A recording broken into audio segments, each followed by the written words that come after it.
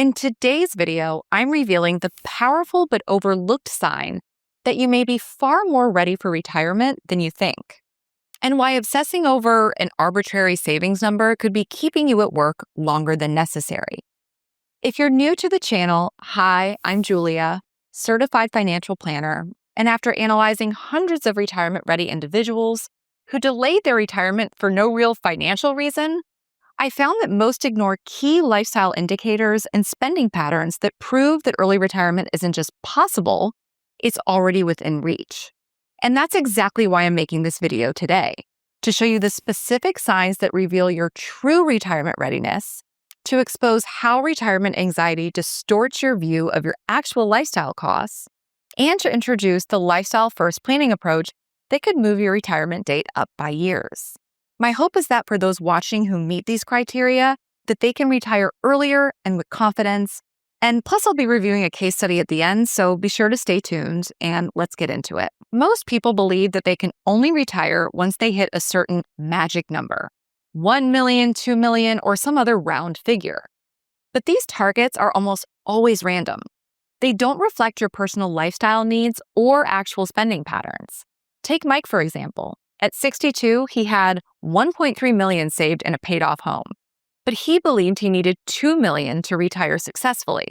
And so he worked at his job for 3 more years, even though he hated it, when he had plenty of money in the first place. Retirement needs vary drastically from person to person, and chasing perfection often leads to overshooting what's actually required. I've also seen folks who run their own calculations, but don't take into account the reality of what's called the retirement spending smile. In the early years, often called the go-go years, spending is actually higher for many retirees, right? This is when people finally have the time and the health to travel, upgrade their home, pursue hobbies, gift, everything they've been putting off. So it's common for annual expenses to increase slightly in this phase, right? To match or even exceed pre-retirement spending. But as you transition to the middle years, right, the slow-go years, that spending often declines. Now, the only reason that the smile goes back up, right, in your no-go years is if you need long-term care. So that's where that spending smile goes into. But if you're doing your own calculations and you're keeping that spending flat, of course, inflating it, but keeping it flat, then you're not going to be able to retire as soon as you could. For example, I have clients Steve and Maria who spent $85,000 a year in their first 5 years of retirement. But by year 8, their annual expenses had decreased all the way to about $70,000 a year. So that was only 8 years in, right? Then come the later years, like I said earlier, the no-go years, when healthcare costs begin to climb, sometimes sharply. So even though spending on travel, dining, and entertainment may be lower, medical expenses can push you back up, to where you were at retirement or even pre-retirement, especially if there are long-term care needs. This is the right side of the smile over here. So for example, Jack's spending dipped in his late 70s, but when he needed more specialized care at age 82, his costs increased by nearly $60,000 a year. However, there are concrete signs that you're already ready to retire, signs that most people overlook. So if you consistently spend less than 80% of your income, it means that you've already demonstrated the ability to live within a retirement level budget. And if you have 3 to 5 years of expenses in savings beyond your emergency fund, right, of 40, 50,000 or whatever, you've created a really strong buffer. If your debt to income ratio is low or zero, your fixed obligations won't weigh down on your retirement cash flow.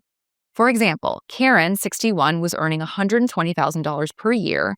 And when I met her, she was convinced that she couldn't retire until she hit her magic savings target of $1.5 million. She already had $1.1 million in her retirement accounts, plus a paid-off home, but again, she just felt very nervous that that wasn't enough. When we reviewed her actual spending over the past 5 years, we found that she had been living on about $78,000 a year, or 65% of her income, without feeling deprived. The rest of her paycheck was going into savings or just sitting in her checking account. We then mapped out all of her sources of retirement income between Social Security at $67 or $3,200 a year and a very conservative 4% draw from her $1.1 million portfolio or $44,000 a year. She would have about $76,000 per year in income, which is almost exactly what she was already living on comfortably.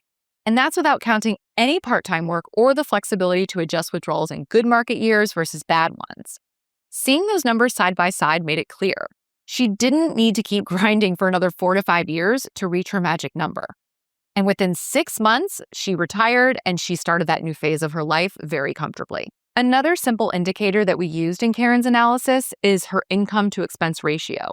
So if you're living comfortably on 60 to 70% of your current income, you've essentially proven that you can sustain your lifestyle on a reduced retirement income budget. Meet Tom, 63, who's earning $120,000 per year gross. After reviewing his past 3 years of spending, he realizes that he's consistently living on just $78,000 a year, about 65% of his income. The rest has been going to savings, taxes, and actually extra mortgage payments. His home will be paid off in 2 years. We ran his retirement income projections, and at 67, his Social Security benefit will be about $36,000 a year. From his $1.2 million in brokerage accounts, using the too conservative 4% annual withdrawal, could provide another $48,000 a year. Combined, that's $84,000 a year in retirement income, which is more than his current $78,000 in spending. This means that Tom could maintain his exact lifestyle in retirement without needing to replace 100% of his current salary. In fact, his income to expense ratio shows he only needs about 2/3 of his working income to live comfortably. And because his savings already support that withdrawal level, he doesn't need to keep working solely to grow his portfolio. He's already capable of retiring. So instead of relying on outdated rules of thumb and magic numbers, let's talk about how lifestyle first planning provides the right frame of mind for early retirement. So again, instead of starting with a round savings target, 1 million, 2 million, or 3 million or some other number that you've created, we have to start with a clear picture of the life you actually want to live in retirement. The first step is identifying what matters most, where you want to live, how often you plan to travel, the hobbies you'll pursue, and just the pace of life that you envision. From there, we calculate the real cost of that lifestyle and match it to the resources you already have, including pensions, Social Security, investments, and other income sources. This approach often reveals that retirement readiness exists right now. By aligning lifestyle preferences with available resources, you see exactly what you can afford without being trapped by a savings benchmark that may not reflect your personal needs. For example, someone targeting 2 million may discover that their ideal retirement lifestyle only requires 1.3 million, which eliminates years of unnecessary work. Lifestyle first planning also removes the anxiety that comes from chasing an ever-moving goalpost. Traditional methods tend to focus on worst-case financial scenarios, which can create fear-based decisions and delay retirement unnecessarily. In contrast, lifestyle matching provides clarity and confidence by grounding your plan in your actual spending patterns, not hypothetical models that assume you'll maintain or exceed your current expenses forever. By showing the gap between perception and reality, this method often uncovers early retirement opportunities that traditional planning misses. Okay, now that you've discovered how to notice the signs that early retirement is possible, let's look at how you can implement this advice into your own retirement plan. Again, the first step is analyzing your current spending patterns in detail to uncover your true lifestyle costs. This means going beyond broad budget categories and looking at how much you actually spend on housing, travel, food, hobbies, insurance, and healthcare. The goal is to understand what it really takes to live the way you enjoy life today, right? Not any inflated estimates most people use when they plan. Once you have your real spending number, the next step is to calculate your income to expense ratio. This ratio reveals how much of your current income you're actually living on, and more importantly, whether you've already demonstrated the ability to thrive on a retirement level budget. For example, if you make $120,000 a year but live comfortably on $78,000, that example from earlier, you've proven that you can sustain your budget living on, 2/3 of your income, an amount that may already be achievable with Social Security, pensions, and your retirement savings. From there, we map your desired retirement lifestyle to your available resources. We factor in guaranteed income, expected portfolio withdrawals, and other assets to see what level of spending they can support today and in the future.